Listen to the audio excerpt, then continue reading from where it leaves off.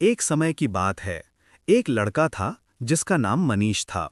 मनीष का दिल बहुत बड़ा था और उसे समय के बारे में हमेशा एक अजीब सी जिज्ञासा रहती थी। वो सोचता था, क्या समय को पीछे ले जाया जा सकता है? क्या भविष्य में झांका जा सकता है? क्या वो खुद को एक और बार अपने अतीत में देख सकता था? उसका मन हमेशा इन्हीं सवालों में खोया रहता। मनीष के सवालों का कोई जवाब उसे नहीं मिल रहा था। एक दिन गांव के एक बुजुर्ग साधु बाबा ने उसे एक रहस्यमयी घड़ी दी और कहा, ये घड़ी तुम्हें समय के सफर पर ले जाएगी, लेकिन इसका उपयोग बड़ी समझदारी से करना। मनीष बहुत खुश हुआ और उसने घड़ी को ध्यान से लिया। घड़ी में एक बटन था, जिसे दबाते ही उसे ऐसा महसूस हुआ कि वो किसी और दुनिया में पहुंच गया हो। उसकी आंखें चौंकी और उसने देखा कि अब वो अतीत में वापस लौट चुका था।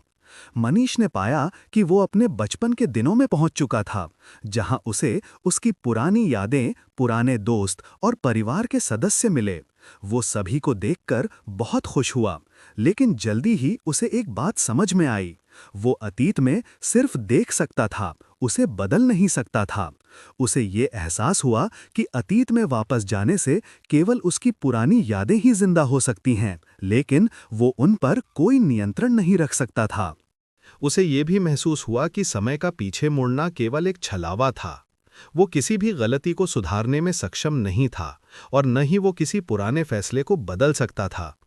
यही वो क्षण था जब मनीष ने ये समझा कि अतीत में जाना सिर्फ भावनाओं और यादों को ताज़ा कर सकता था, लेकिन वास्तविकता में हम अतीत को कभी बदल नहीं सकते। फिर मनीष ने भविष्य को देखने का निर्णय लिया। उसने घड़ी का बटन दबाया और खुद को कई सालों आगे पाया। वो देख सकता था कि उसकी जिंदगी में क्या होगा और वो ये देख रहा था कि उसके भविष्य में कौन-कौन से मोड़ आएंगे। उसे एक दृश्य दिखाई दिया जिसमें वो अपने जीवन में कुछ महत्वपूर्ण निर्णय ले रहा था, लेकिन जल्द ही उसे ये भी समझ में आया कि ये सब भविष्य में घटने वाला था और वो भविष्य को देखकर कोई वास्तविक बदलाव नहीं कर सकता था। भविष्य को देखना एक तरह का रहस्य था, लेकिन उसे ये भी समझ में आया कि भले ही उसे भविष्य की झलक मिल गई हो, वो भविष्य के बारे में ज्यादा जानने से कुछ हासिल नहीं कर सकता था। मनीष को ये एहसास हुआ कि अगर वो अपने भविष्य को बदलना चाहता था तो उसे वर्तमान में मेहनत करनी होगी, क्योंकि वर्तमान में ही उसकी असली ताकत थी। उसने महसूस किया कि भविष्य एक किताब की तरह है, जिसका अगला पन्ना हर दिन नया होता है और उसे उस पन्ने को सही तरीके से पढ़ना और समझना है। समय का असली उपयोग वर्तमान में है, जहां हम अपनी इच्छा और मेहनत से अपने भविष्य की दिशा तय कर सकते हैं। मनीष ने फिर से घड़ी का बटन दबाया और समय का सफर समाप्त कर दिया। वो अपने वर्तमान में वापस आ गया। अब वो समझ चुका था कि समय का असली जादू वर्तमान में ही है। उसने ये जाना कि जो भी उसे चाहिए वो सिर्फ और सिर्फ उसके आज के कदमों पर निर्भर करता है। अब वो अपने जीवन को समझदारी से जीने का निर्णय लेता है, क्योंकि वो जानता था कि भविष्य सिर्फ उस पर निर्भर है कि वो आज किस दिशा में कदम बढ़ाता है। मनीष ने अपनी पूरी जिंदगी में इस सीख को सहेजे रखा। समय का मूल्य हर क्षण में है और अगर हम सही दिशा में कदम बढ़ाते हैं तो हम अपने भविष्य को आकार दे सकते हैं।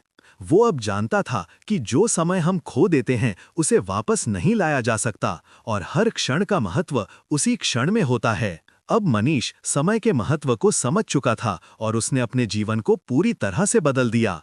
वो अब हर दिन को एक नए अवसर के रूप में देखता था, क्योंकि उसे ये एहसास हो गया था कि समय केवल उस दिशा में बढ़ता है जहां हम उसे दिशा देते हैं। उसने अपने दिन की शुरुआत की। अब वो अपने हर कार्य को पूरी मेहनत और लगन से करने लगा। समय के महत्व को जानकर वो अपने जीवन में प्रगति और सफलता के नए रास्ते खोलने में सक्षम हो गया। सीख: समय का सही उपयोग वर्तमान में है, क्योंकि भविष्य सिर्फ हमारे आज पर निर्भर करता है।